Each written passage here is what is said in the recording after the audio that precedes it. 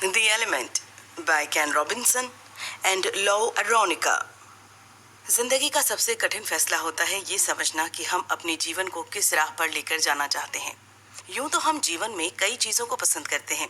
कभी लगता है कि हमें डॉक्टरी में दिलचस्पी है, कभी लगता है संगीत और कला का क्षेत्र ज्यादा दिलचस्प है, तो कुछ समय बाद हमें फोटोग्राफी का शौक चढ़ जाता है। लेकिन ये सभी चीजें बस हमारे शौक को दर्शाती हैं, हमारे जुनून को नहीं। तो शौक और जुनून के बीच के फर्क को समझने के लिए इस किताब को जरूर पढ़ें। लेखक ने इस किताब के जरिए युवाओं को अपने जुनून को पहचान कर अपने जीवन में सफलता हासिल करने का मार्ग दर्शाया है। इसे पढ़कर आप जानेंगे क्यों कहा जाता है कि सीखने की कोई उम्र नहीं होती, योग्यता और जुनून में क्या फर्क है, जीवन में सफलता हासिल करने के लिए कौन सा रास्ता चुनना चाहिए। पहला सबक, योग्यता और जुनून से मिलकर बनता है जीवन की सफलता का तत्व। यूं तो हम सब अपना गुजर बसर करने के लिए किसी न किसी क्षेत्र में काम कर ही रहे हैं, लेकिन अक्सर काम करते हुए आपने एक अजीब से खालीपन और असंतोष को महसूस किया होगा। एक अच्छा ओहदा, अच्छी तनख्वाह, फिर भी ये खालीपन आखिर क्यों है। लेखक का कहना है कि जब तक हम अपने तत्व में नहीं रहेंगे, यानी हम उस काम को नहीं पहचानेंगे जो हमारी आत्मा का हिस्सा है, तब तक हम अपने काम से प्यार नहीं कर पाएंगे। हमारे अंदर का ये तत्व दो चीजों से मिलकर बना है, जुनून और योग्यता। योग्यता यानी किसी कार्य को करने की कुशलता। उदाहरण स्वरूप हो सकता है कि कोई बहुत अच्छी तस्वीरें बनाता हो और कोई नृत्य में माहिर हो, लेकिन ये कार्य कुशलता कहाँ से आती है। इसके लिए जरूरी है निरंतर अभ्यास की, और अभ्यास के लिए जरूरी है जुनून। क्योंकि जब तक आप किसी कार्य के लिए जज्बाती नहीं होंगे, तब तक आप उसका अथक अभ्यास नहीं कर पाएंगे। लेखक का कहना है कि जब आप उस कार्य को करते हैं जिसके लिए आप बने हैं और जो आपके अंदर किसी तत्व की तरह बसा हुआ है, तब आपको एक अलग ही खुशी का एहसास होता है। इसीलिए आप देखते ही देखते उसमें महारत हासिल कर लेते हैं। वहीं दूसरी ओर अगर आप किसी कार्य को जल्दी करते हैं तो आपका मन उसमें कभी नहीं लगेगा और ऐसे में उस कार्य में कुशलता हासिल कर पाना बहुत ही मुश्किल हो जाएगा। कथक के महान नर्तक पंडित बिरजू महाराज जी को कौन नहीं जानता। ये नृत्य के प्रति उनका जुनून ही तो था जिसने उन्हें 4 साल की नाजुक उम्र में घुंघरू बनवा दिए थे। तब से लेकर आज तक उन्होंने सफलता के नित्य नए आयाम को हासिल किया है। उनका कहना है कि नृत्य उन्होंने सीखा नहीं है, बल्कि वो तो उनके अंदर बसा था, उन्होंने बस उसे तराशा है। बिरजू महाराज की तरह ही हमें भी अपने अंदर बसे तत्व को पहचानने की जरूरत है, ताकि हम भी वो कर सकें जो हमें मात्र महीने की तनख्वाह ही नहीं बल्कि आंतरिक खुशी भी दे सके। दूसरा सबक, अपने तत्व को पहचानने के लिए पर्याप्त अवसर के साथ साथ सही रवैया भी चाहिए।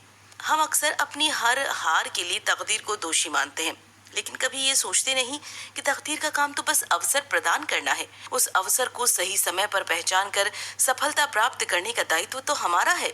इस दायित्व को निभाने के लिए सबसे जरूरी है सही रवैये की, क्योंकि जब तक हमारा रवैया सकारात्मक और प्रगतिशील नहीं होगा, तब तक हम अपनी प्रतिभाओं को पहचान नहीं पाएंगे। दुनिया में कई ऐसे लोग हैं जिन्होंने अपने रवैये और आत्मविश्वास से असंभव को संभव बनाकर दिखाया है। जाने माने कैंसर विशेषज्ञ डॉक्टर सुरेश आडवाणी को ही ले लीजिए, जिन्होंने कभी भी अपनी शारीरिक कमियों को अपने लक्ष्य और जुनून के आड़े नहीं आने दिया। मात्र 8 महीने की उम्र में पोलियोग्रस्त हो जाने के कारण उन्हें अपना पूरा जीवन व्हील चेयर पर बिताना पड़ा, लेकिन इसके बावजूद डॉक्टर बनने के अपने सपने को उन्होंने कभी मरने नहीं दिया।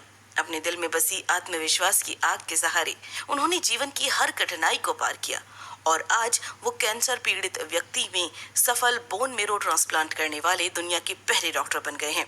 अपनी इस उपलब्धि के लिए उन्हें भारत रत्न के सम्मान से नवाजा गया। ऐसी ही कई प्रेरक कथाएं विश्व के हर कोने में मौजूद हैं।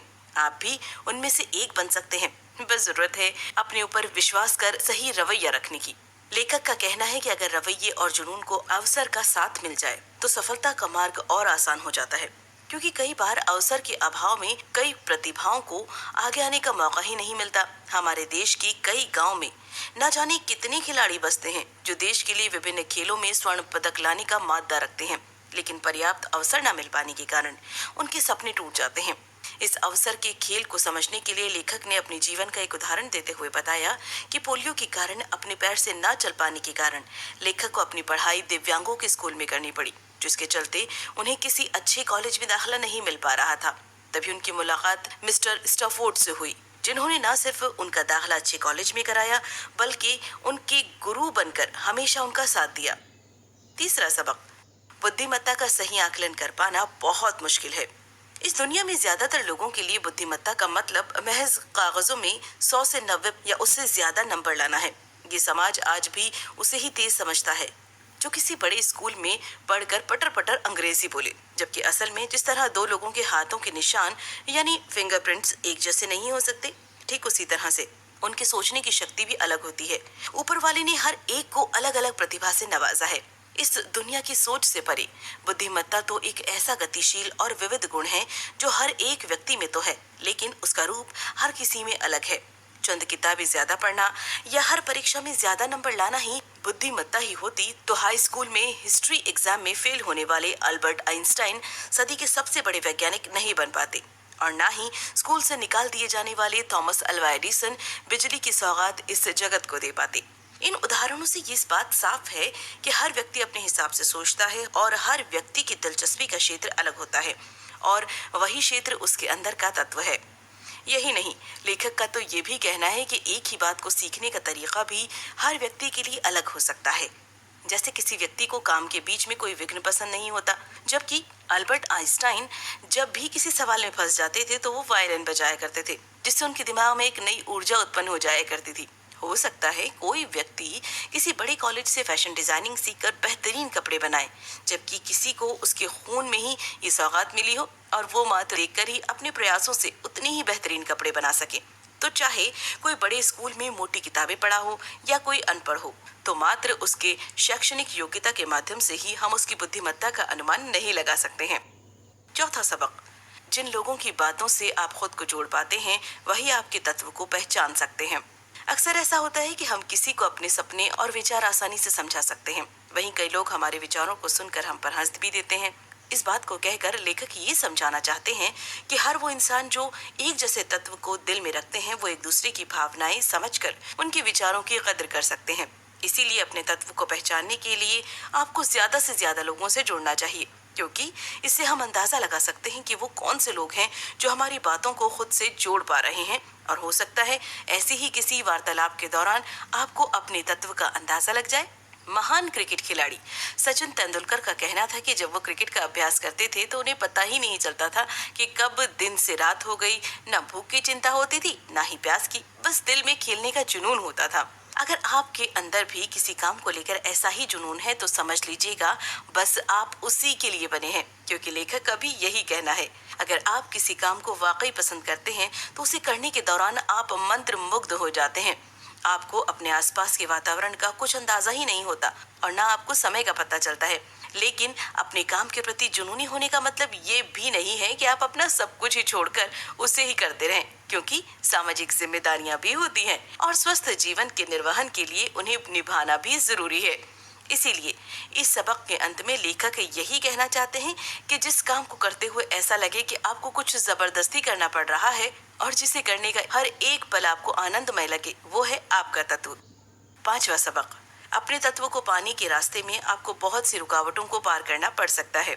अपने तत्व को ढूंढ निकालना जितना मुश्किल है उससे कहीं ज्यादा मुश्किल है उस तत्व को अपनी जिंदगी का हिस्सा बनाना, क्योंकि कभी समाज तो कभी आपके अंदर असफलता का डर या आपकी कोई मानसिक या शारीरिक मजबूरी, इसमें से कोई भी आपके रास्ते का रोड़ा बन सकते हैं। लेकिन अगर दिल में सच्चा जोश और सही सोच लेकर आगे बढ़ने की ठान लें तो आपको दुनिया की कोई भी ताकत अपने तत्व को पाने से नहीं रोक सकती। लेखक ने सबसे पहले शारीरिक रुकावटों की बात की है। कई बार ऐसा होता है कि किसी दुर्भाग्यवश हम अपना कोई अंग खो बैठते हैं और फिर दुनिया हमारे लिए पूरी तरह बदल जाती है। अपने सपने को हासिल कर पाना इतना आसान नहीं रह जाता। कुछ ऐसी ही घटना अरुणिमा श्रीनिवासन के साथ भी हुई थी। 23 साल की उम्र में कुछ मंचलों द्वारा ट्रेन से फेंके जाने के बाद उन्होंने अपना दायां पैर खो दिया, लेकिन उन्होंने अपनी इस शारीरिक कमी को अपने सपनों के रास्ते में नहीं आने दिया और अपने दृढ़ निश्चय के साथ माउंट एवरेस्ट की चोटी पर भारत का झंडा लहराने वाली पहली एशियाई महिला हैं। अरुणिमा श्रीनिवासन ने एक बात साफ कर दी है कि इरादों में मजबूती हो तो बड़े से बड़े पर्वत को पार करना भी आसान हो जाता है। शारीरिक रुकावटें पार कर हम खुद से तो लड़ सकते हैं, लेकिन कभी कभी ये समाज और परिवार सब हमारे रास्ते के आड़े आ जाते हैं। कई बार हम किसी ऐसे काम को करना पसंद करते हैं जो शायद डॉक्टर इंजीनियर वाले इस समाज को पसंद ही नहीं आते। यहाँ तक कि हमारे अपने परिवार के लोग भी ऐसे में हमारा साथ नहीं देते।